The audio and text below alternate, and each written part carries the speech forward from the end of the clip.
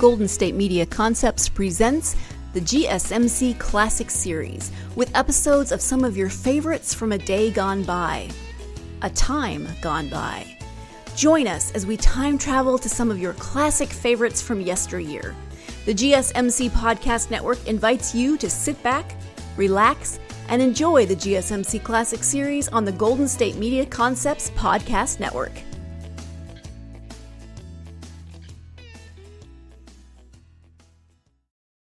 We take you now by transcription behind the scenes of a police headquarters in a great American city, where pass before us the innocent, the vagrant, the thief, the murderer. This is The Lineup.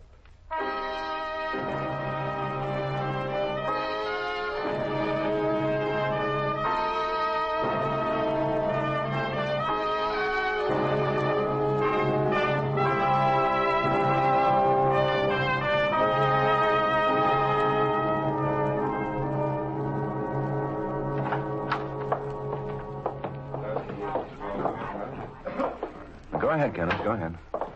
Wasn't this close enough? Well, not quite. The chair right down there. Oh. Go ahead. You don't have to be afraid. Light's on them, not you. They can't see you. All right. Sit down, Kenneth. Yes, sir. May I have your attention, please? You people out there on the other side of the wire in the audience room, may I have your attention, please? Thank you. My name is Grebb, Sergeant Matt Grebb. I'll explain the lineup to you. Each of the suspects you will see will be numbered. I'll call off a number, their name, and charge. If you have any questions or identifications, please remember the number assigned to the prisoner as I call his name. At the end of each line, when I ask for questions or identifications, call out the number. If you're sure or not too sure of the suspect, have him held. The officers who took your name will assist you. They're seated among you. The questions I ask these suspects are merely to get a natural tone of voice, so do not pay too much attention to their answers, as they often lie. Bring on the line. All right, boys, come on, move it along. Snap it up now. We're late this morning. Go to the end of the stage, turn and face front with your hands to your side. Well, Kenneth? Come on, let's hurry, boys. He's not there, sir. You now, sure, when Kenneth? you answer my questions, You've got to be sure. So the people out I there told you, sir, he was wearing a red checked shirt. I am sure he's not All up there. right. All right, Kenneth. Number one, I'll leave and wait Albert for the Weiss. next line. Is that Vice or Beast, Albert? Please. Albert B's vagrancy. When did you hit town? Well, sit down, Kenneth. We'll wait here. Oh, Lieutenant Guthrie, Yeah? what if this man hasn't been picked up? What if he got out of town or something? Well, we've picked up quite a few. But if you miss this man, well, that's going to make things look awful bad for me, isn't it? That's right, Kenneth. I've been thinking about it all night. It's going to put me in that alley all by myself. If you don't find him, it's going to be all me, isn't it? And then who's going to believe I wasn't in the store and I didn't shoot that guy? Well, he's still alive. If and when he regains consciousness, we'll take you to see him. That's what I'm praying for. He's got to come to. He's got to tell the straight story. He's got to tell you it wasn't me. Well, I hope he does, Kenneth. It'll make it a whole lot easier if he does.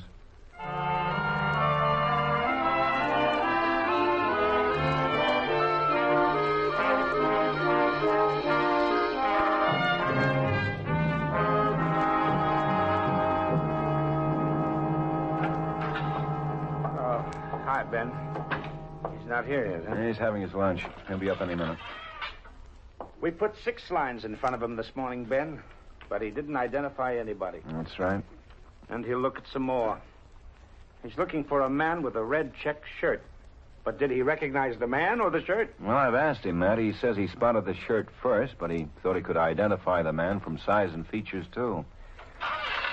A lot of things wrong with this story. We'll go through it again when he gets here. I'm not saying I believe him, but...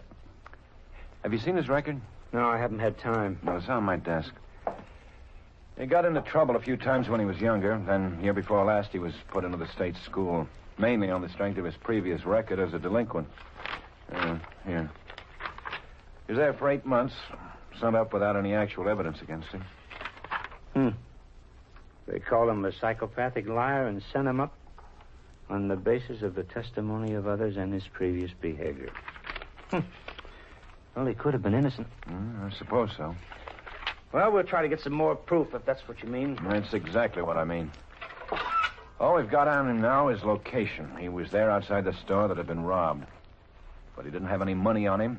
Paraffin test last night said he hadn't fired a gun. Yet Wordman was lying inside the store, shot through the spine. Somebody did it, Ben. I'd like to be sure we get the right one.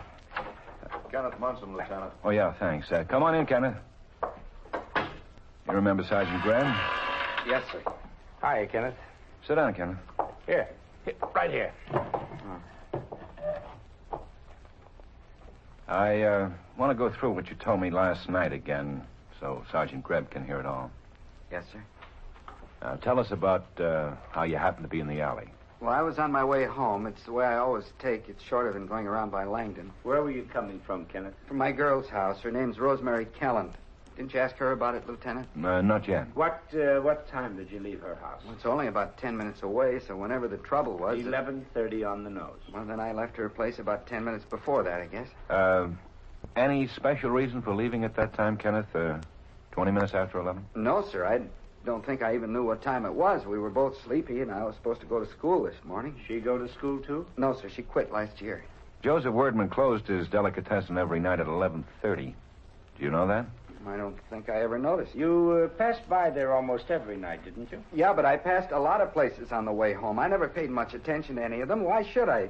You think I'm lying, don't you? Well, we're just going over your statement. Well, I'm not lying. I don't care how bad it looks for me. I'm telling the truth. I should have run away. If I had it to do over again, maybe I would. I even wanted to, but I didn't. If you're honest and tell the truth, things are supposed to work out Now, for you. hold it, Kenneth. That's what I've tried to do since I got out of that school. I haven't done anything wrong. You can ask the probation office. I've got your parole record, Kenneth. It's a good one. But now it isn't anymore. I've been picked up for questioning again.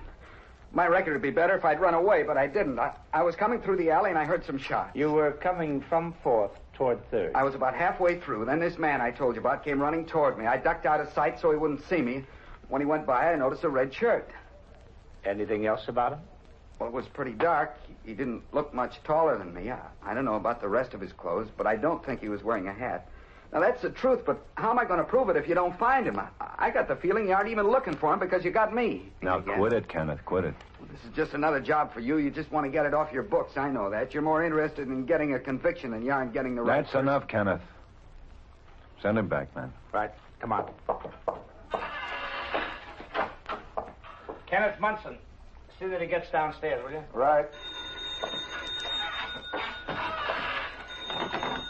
Guthrie. Oh? Well, I'll be out for a while this afternoon, but I'll check with you when I get back. Mm-hmm. Yeah, I know that. But thanks for calling. Yeah. The hospital.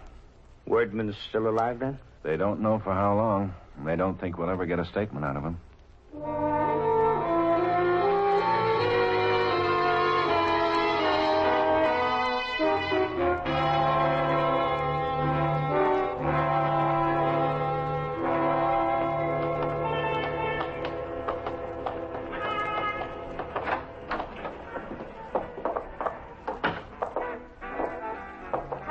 Hi. No, I won't need a menu. Just a cup of coffee, please. Oh, sure thing.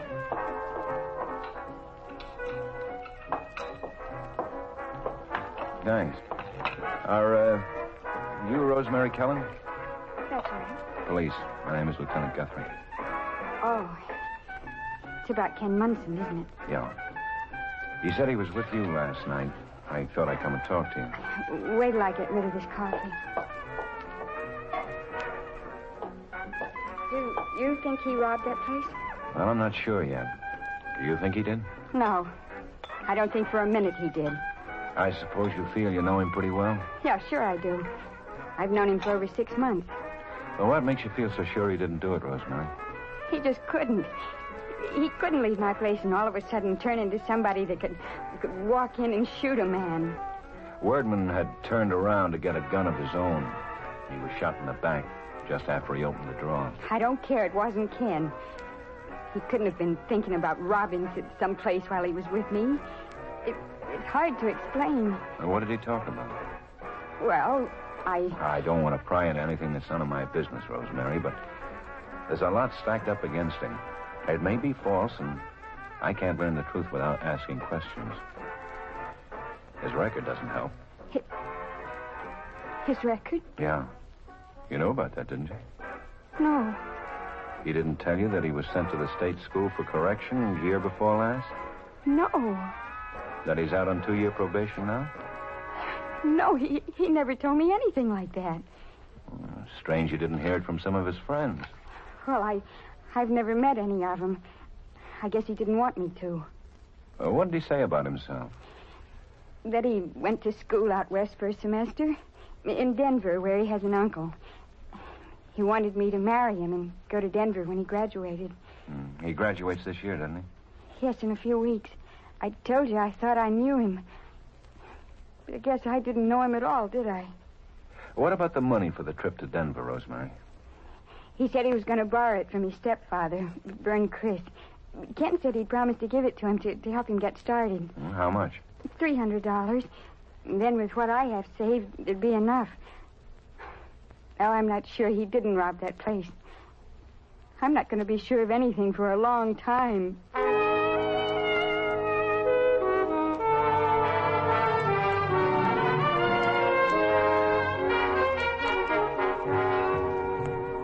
pretty tired of this, Lieutenant. There hasn't been anything but trouble with that boy since I married his mother. He was 13 then. There's been one thing after another. I've been disgraced in front of my friends and business associates.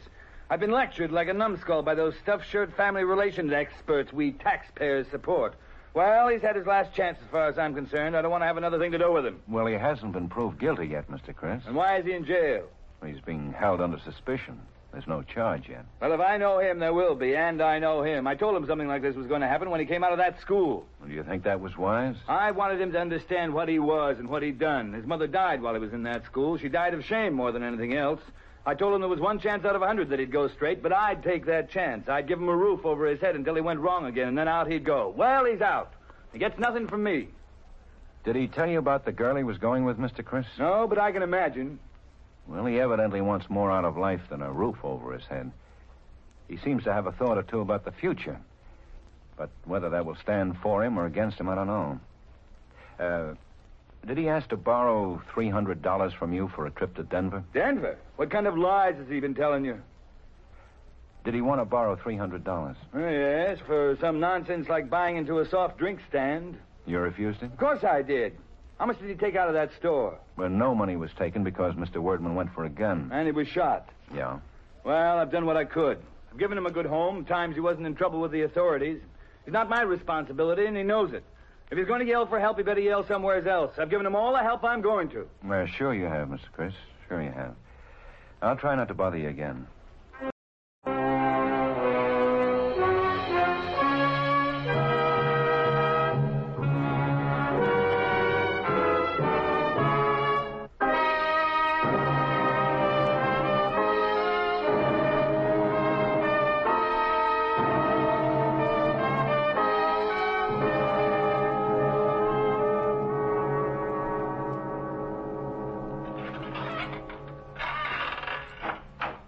Kenneth Munson, Lieutenant. Oh, thanks.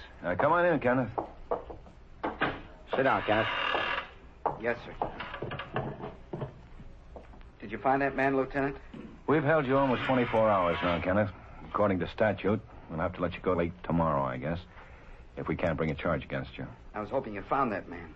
Well, we haven't yet. It seems to me we have enough to bring a full complaint against Kenneth, Ben. Well, it's not up to us anyway, Matt. Well, who is it up to, sir? Well, you don't think any court is going to read our report and not recommend a full complaint, do you, Ben?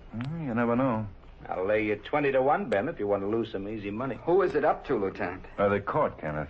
Actually, the full complaint is made... Guthrie. Oh? Yeah. Uh-huh. Well, okay, thanks for calling, Dr. Brand. Dr. Brand? Yeah.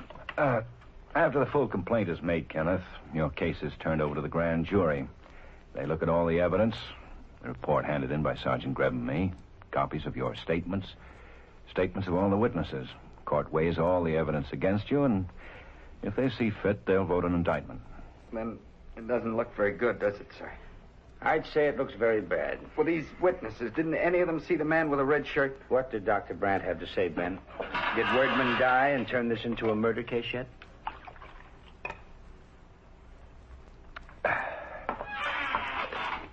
Where do you think we should start looking for witnesses that could have seen this man in the red shirt, Kenneth? They'd help a lot. I don't know, sir. I thought maybe you'd found somebody who was on the street that night and saw him. What about Denver, Kenneth? What? Denver, Colorado. Oh. Well, I used to kid with Rosemary about it. Well, I guess she was playing it straight. She's one of the witnesses I was talking about, Kenneth. You know what she's going to tell the court? No. A man from the prosecutor's office will be there. He'll bring up your old record where they called you a pathological liar. Do you know what that means, Kenneth? Yes, sir. He'll ask Rosemary if you ever lied to her. And she'll say she's not sure anything you ever told her was true. No, that isn't right. You told her you wanted to marry? I did. I still do. I love her. Well, not enough to tell her the truth about yourself. You didn't tell her about your record. Well, that's right. I didn't tell her about my record. If you lie to the girl you're going to marry, you'll lie to everybody. No, it wasn't a lie. Well, what was it? Well, I'm ashamed of my record. I didn't think there was any harm in not telling her about it if I didn't have to. But why didn't you tell us you'd lied to her? Well, it wasn't a lie. It just never came up. Don't cut it too fine, Kenneth. You told her you went to Denver, that you had an uncle out there. I know I did. That was sort of a lie, but it wasn't a bad one. It didn't hurt anybody.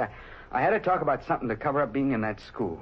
Well, you must have figured we'd tell her the truth. I don't know what I figured. Maybe that she'd cover up for you? I didn't think anything. I knew she'd learn the truth. And if she knew it'd help me and she thought I was worth it, maybe I did sort of hope that she'd cover up for you?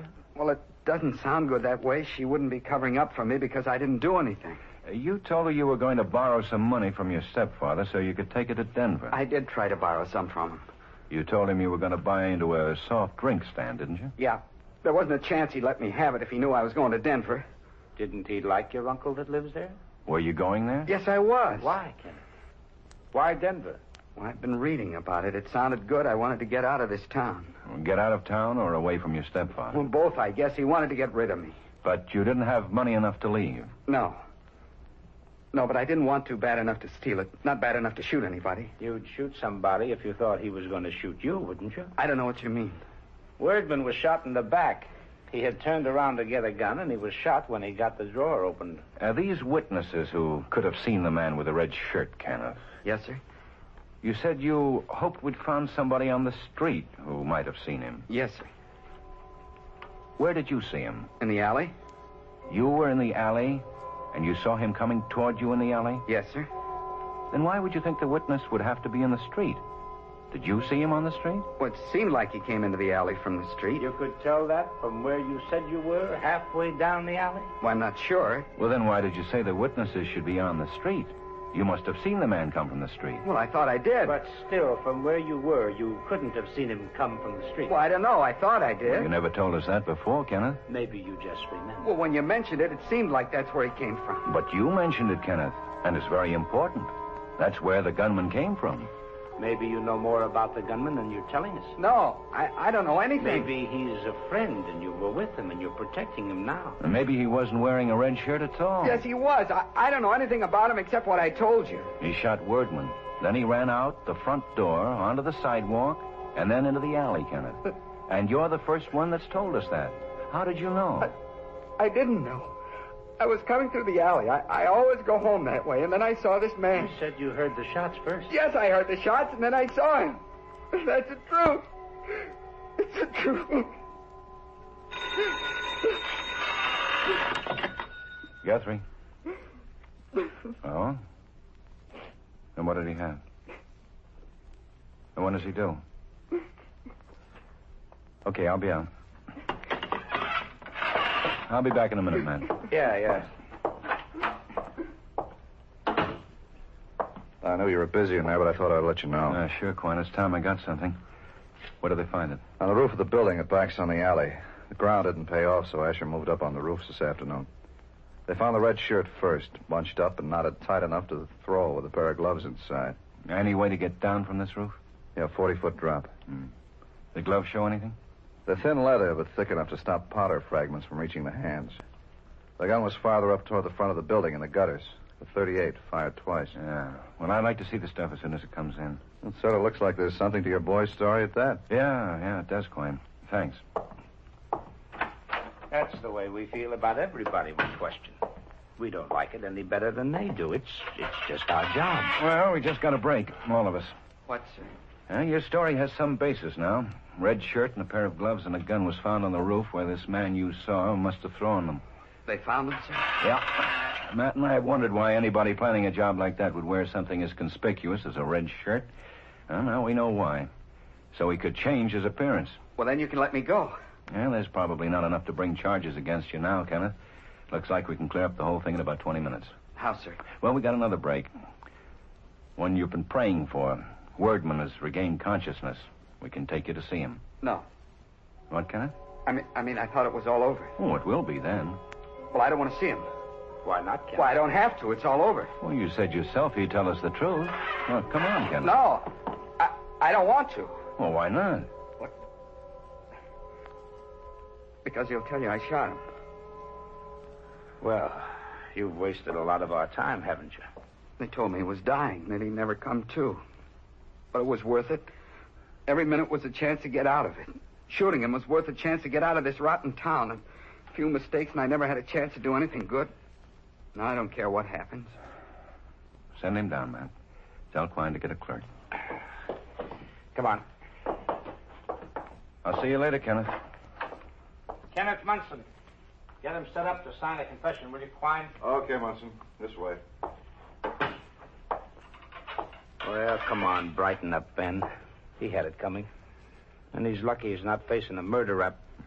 He is. Huh? I hated to do it that way. When Dr. Brandt phoned, he called to tell me Wordman had just died. Oh. But you know, there was no other way to get around that kid's lying.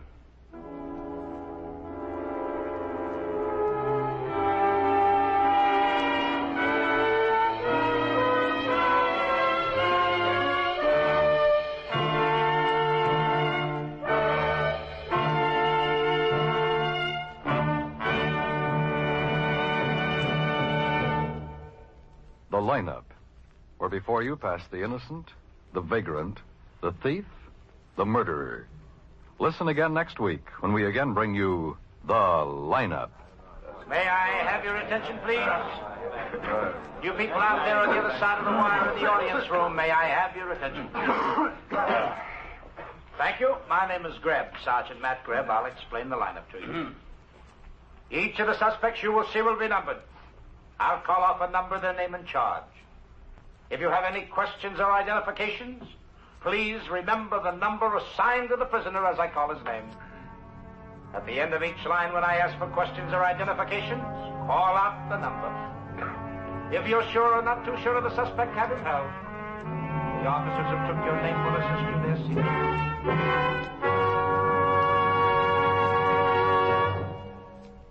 The lineup, starring Bill Johnstone as Lieutenant Ben Guthrie and Wally Maher as Sergeant Matt Grebb, was written by Gil Dowd with music by Eddie Dunstetter. Featured in tonight's cast were Ray Hartman, Victor Perrin, Hy Averback, and Sammy Hill.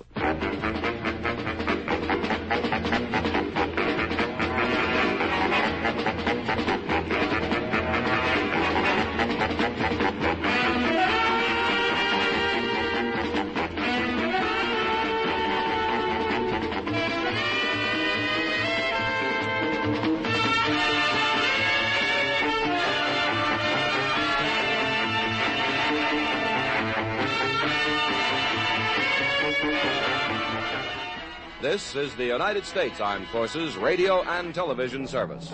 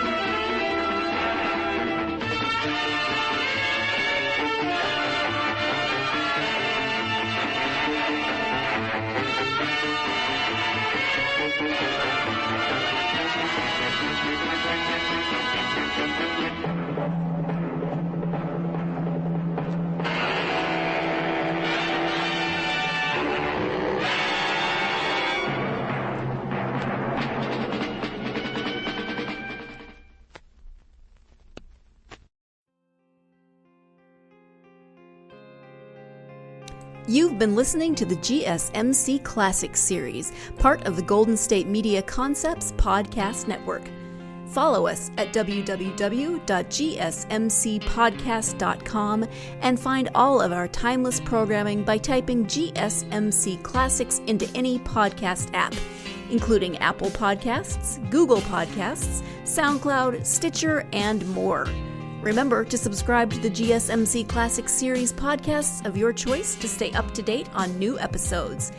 And if you could take a minute to give us a nice review, that really helps us to get this ageless programming out to others who would enjoy it just as much as you have. Check out all of our GSMC Classics series podcasts. Whether you're in the mood for comedy, romance, adventure, history, science fiction, horror, or anything in between, the GSMC Classics series has you covered. Thank you, and we hope you have enjoyed today's program on the Golden State Media Concepts Podcast Network.